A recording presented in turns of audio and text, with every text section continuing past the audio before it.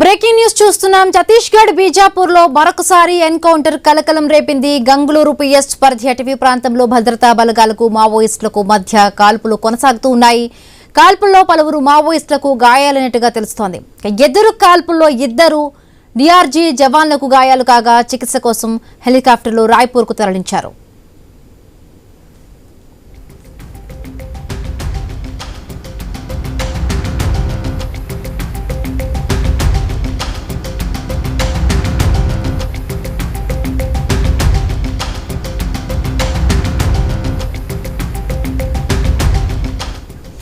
ఛత్తీస్గఢ్ బీజాపూర్ లో మరొకసారి ఎన్కౌంటర్ కలకలం రేపింది. గంగులూరు పిఎస్ పరిధి అటవీ ప్రాంతంలో భద్రతా బలగాలకు అటవీ సిబ్బందికి మావోయిస్టులకు మధ్య కాల్పులు కొనసాగుతూ ఉన్నాయి. కాల్పుల్లో పలువురు మావోయిస్టులకు గాయాలంటుగా తెలుస్తోంది. ఎదురు కాల్పుల్లో ఇద్దరు డిఆర్జీ జవాన్లకు గాయాలు కాగా చికిత్స కోసం హెలికాప్టర్లో రాయ్పూర్కు తరలించారు.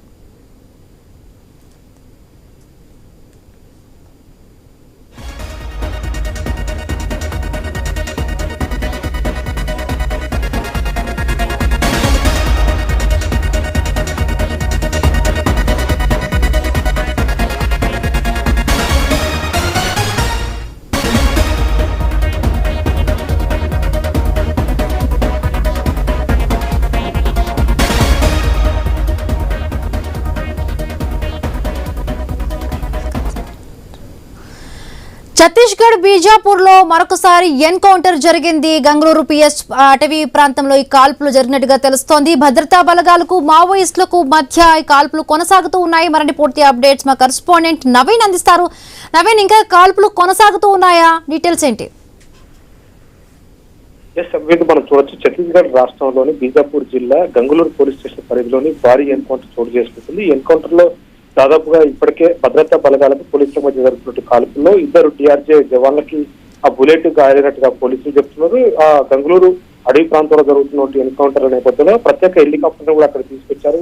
గాయాలైన ఇద్దరు డిఆర్జే జవాన్లను అయితే ఇమీడియట్ గా రాయ్పూర్ హాస్పిటల్కి అయితే తరలించినట్టు పరిస్థితిగా పడుతుంది. పూర్తి స్థాయిలో కూడా ఆ మావోయిస్టులకు సంబంధించిన భారీ సంఖ్యలో అక్కడ కీలక నేతలు ఉన్నారని చెప్పేసి కూడా చెప్తున్నారు. ఎందుకంటే పూర్తి స్థాయిలో కూడా ఈ కుమింగ్ నిన్న నుంచి కూడా సెర్చింగ్ ఆపరేషన్ ఆ ప్రాంతంలో కొనసాగుతుంది. అయితే మావోయిస్టు ఒక్కసారిగా పోలీసులపై ఆ కాల్పులు చేశారని చెప్పేసి కూడా బీజాపూర్ జిల్లా పోలీస్ స్టేషన్ చెప్తున్నట్టే ఇక్కడ డిఆర్జే బలగాలతో పాటు సిఆర్పీఎఫ్ బలగాలు కూడా ఆ ప్రాంతంలో ఎక్కువనే ఉన్నటువంటి పరిస్థితి కనపడుతుంది. పక్కా సమాచారంతో ఆ ప్రాంతంలో మావోయిస్టులు ఉన్నట్టుగా పక్కా సమాచారంతో ఆ ప్రాంతాన్ని మొత్తం కూడా జల్లెడ పడుతున్నట్టు పరిస్థితి కనపడుతుంది.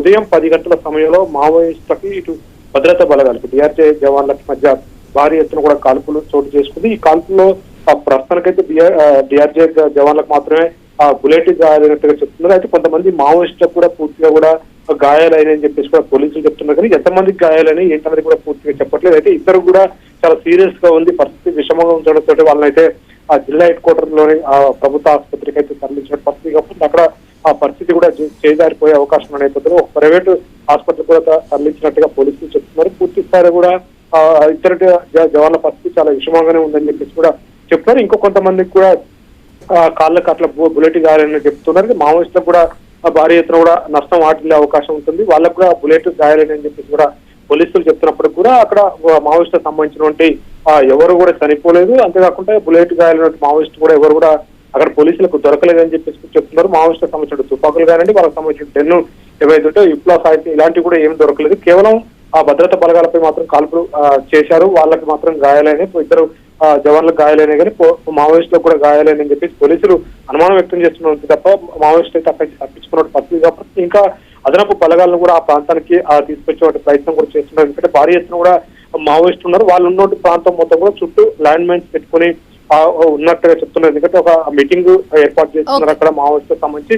ఆ మీటింగ్ ఏర్పాటు చేసుకున్న నేపథ్యంలో పూర్తి కూడా వాళ్ళకి భద్రతగా అక్కడ మొత్తం లైన్ మైన్స్ పెట్టుకున్నారు. భద్రతా బలగాలు రాకుండానే ముందుగానే అడ్డుకున్నట్టు పరిస్థితి కాబోతుంది. మావోయిస్టుకు సంబంధించినట్టు కొంతమంది ఇతర రాష్ట్ర కమిటీలతో పాటు మరికొంతమంది కేంద్ర కమిటీ నాయకులు ఉన్నారు. ఒక కీలక సమావేశం ఆ ప్రాంతంలో జరుగుతున్నట్టుగా అయితే పోలీసులు అయితే అనుమానం వ్యక్తం చేస్తున్నారు.